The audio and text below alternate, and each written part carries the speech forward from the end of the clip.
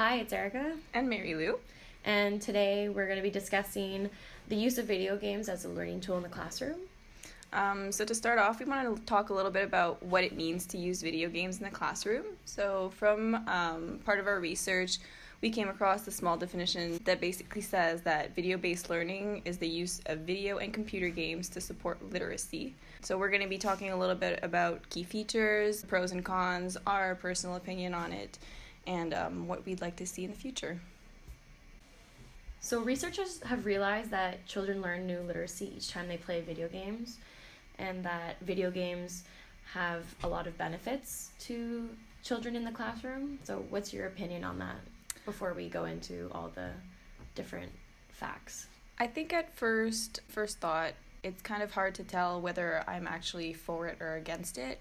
I feel like we already have a lot of technology in the classroom, and I'm sure we can probably benefit from it, but I'm uncertain as to should we use it often or just once in a while, and does it really do what we want it to do? Yeah, I think I'm in the same position as you, where I feel like we already use it so often that what's the harm in using books instead?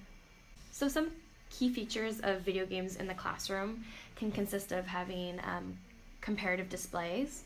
So that would mean showing leaderboards, having badges and ranks, showing the students where they are. So if they completed a task or whatnot, then they would get kind of ranked on that level. So it kind of stimulates a social and emotional motivation, and it gets the friendly competition going in the classroom. Right, and another key feature would include collective intelligence. So that basically focuses on collaboration. So when students work together to develop the skills that they need to problem solve is one of the advantages of having that in the classroom. Another aspect is difficulty, so developing non-cognitive skills such as patience and discipline, which are needed for completing harder games. So another great aspect is obviously the fact that it's fun. So the idea of learning through play is something that's encouraged often in classrooms, especially at younger levels. Another point would be the plot. A lot of games have social features that allow storytelling and mission planning between friends and allies. So this is a good way of developing imagination throughout the students. Yeah, and finally, it's attention grabbing, so it's different from what kids usually see in the classroom. The graphics and the visuals are something that will get their attention and give them the motivation to complete that task. So we came across a few testimonials from some teachers and their use of technology in the classroom. And one of them said that they would go through the lesson on recycling, and then as the students finished up the project, take them to the computer lab where they could all play a game on recycling. A couple ways that teachers go about using these games in their class is they will go through them as a group first and then let the students go on their own to complete the games. Or they would use it as a facilitator and let the students do it on their own, and then after a while bring them back, discuss what they've learned, and then give them prompts for when they go back to play the games. And then some teachers would also give worksheets that go along with the games. So during our research, we wanted to see some examples of games that we could use in the classroom. So we are going to talk a little bit about 4 of the ones that we found were interesting. So the first one's called Sid Meier's. The game focuses on civilization, so it's a strategy game that lets students set up a civilization and explore lands. They can build cities, they're trading with other countries and solving disputes. So games like this can be helpful in the class, such as world economics or social studies. The whole story aspect of it also could be interesting in an ELA class. The next one is called Valiant Hearts. It's another example. It provides information about the history of World War I. Basically, a lot of things that we saw was that history is not one of the favorite subjects among students very often, so having this kind of interactive activity would help students engage with learning in a more positive manner. And we have the game called Minecraft. So the game consists of placing blocks and building objects in a way that they can imagine. So it works on their creativity a lot. It could be interesting to look at it in a math class also, to look at 3D shapes. And the last one, I don't know, Erica, do you want to talk about the last one? Yeah, sure. So the last game is called Peacemaker. And what this is a simulation of the Middle East peace process. And the students have to win the game twice. So the first time they have to win it as the Israeli prime minister and once as the Palestinian president. So this really helps students to think from different viewpoints and gives them an idea of what it's like in the political process of peacekeeping. Right, so they're learning that being a leader isn't always easy. I think some of the kids says that they realized that every decision that they made somehow affected either their country or themselves in a certain manner. So I think it's cool to see that kids are looking at it differently. Yeah, exactly. And it kind of takes a serious topic and puts it in perspective and in a way that they can understand. Right. And helps them for the future. So here's a list of some of the pros that we found. One of them being interesting form of learning and that video games are a culture and is engaging.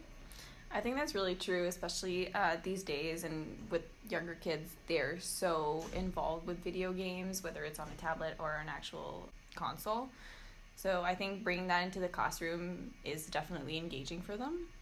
Another pro that we saw was that it involves critical thinking and problem solving. So a lot of the games are challenging where they have to use their creativity to come up with solutions to different things. I think it's definitely a good way to promote critical thinking.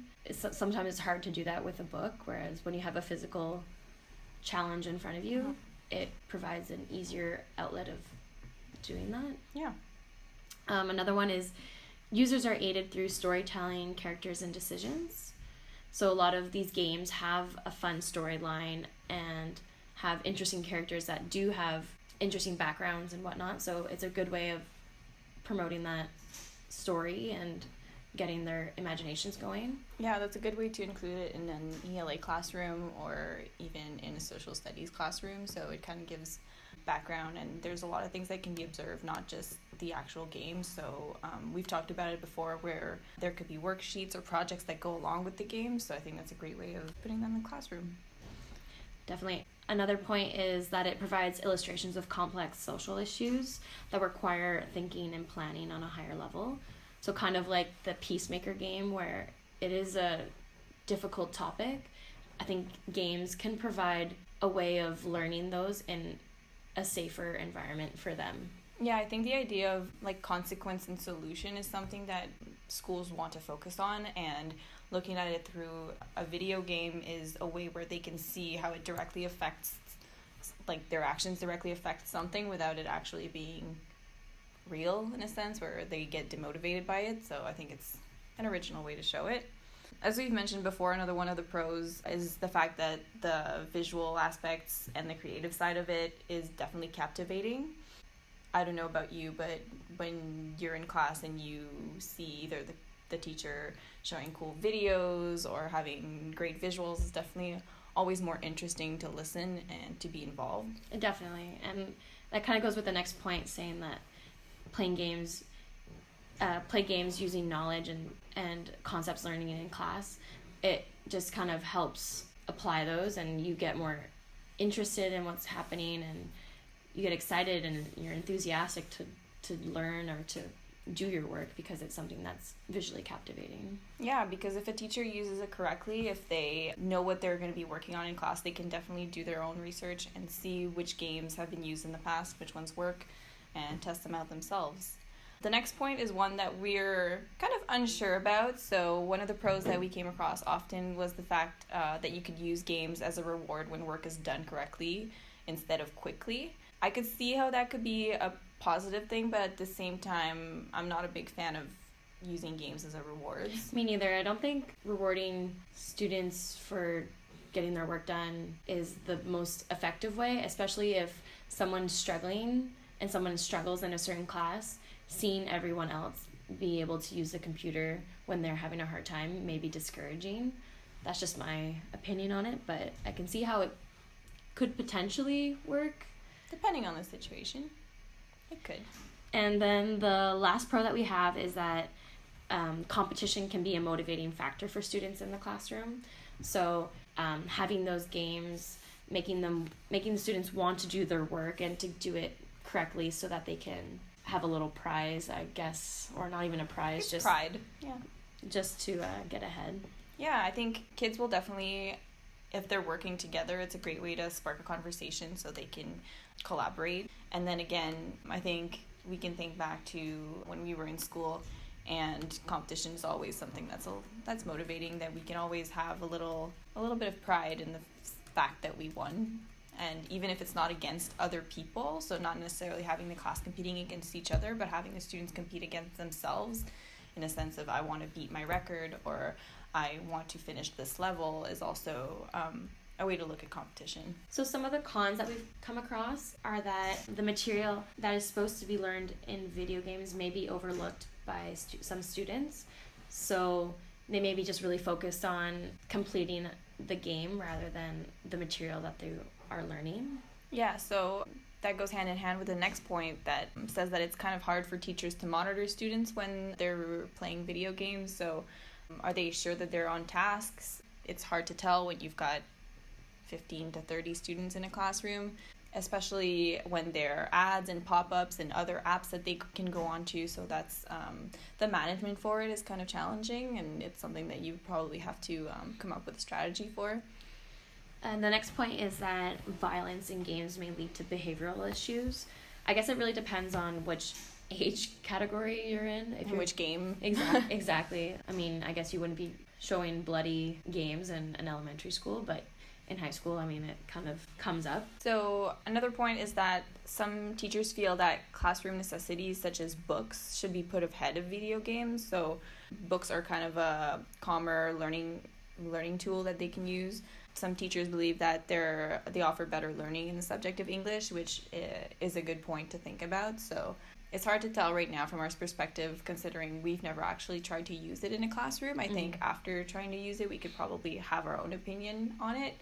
I think there's different ways of doing things, but I also think different teachers have their own preferred ways of doing things too. So for sure. The next one would be that the time spent in front of a screen is kind of high for students.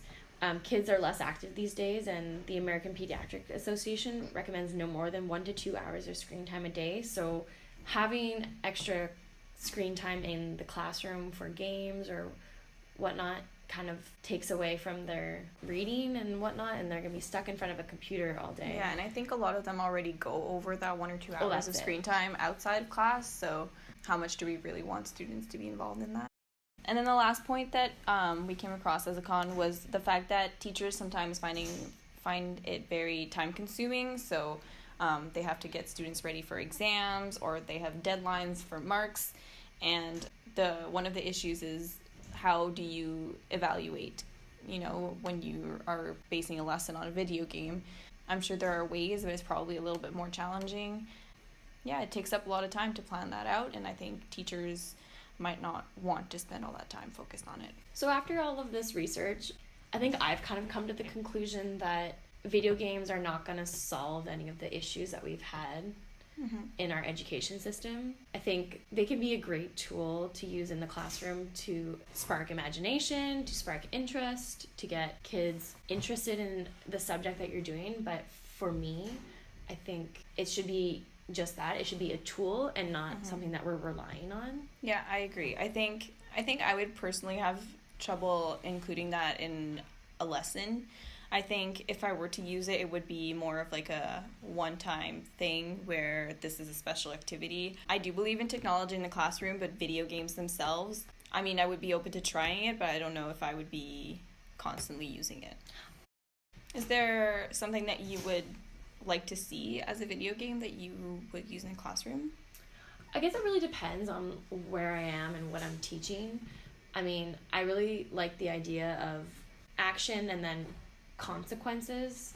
For instance, if there was a game about the environment where if a certain country has bad pollution, like how it affects the weather, the rest of the world, things like that, I think would be really helpful as a visual for students. I think I'd definitely like to use it also as a way to, so we hear a lot about teachers using, for example, yoga or Zumba in the classroom to get students moving, so why not use interactive video games where it gets students moving, right? I've had one of my students before tell me that one of their teachers does Just Dance in the morning to get them moving. So I think that's also a cool way of using it. That's not directly necessarily for literacy, but the visual aspect of it and getting them ready to work afterwards, I think is a good pro. So thanks for listening. Tune in next week.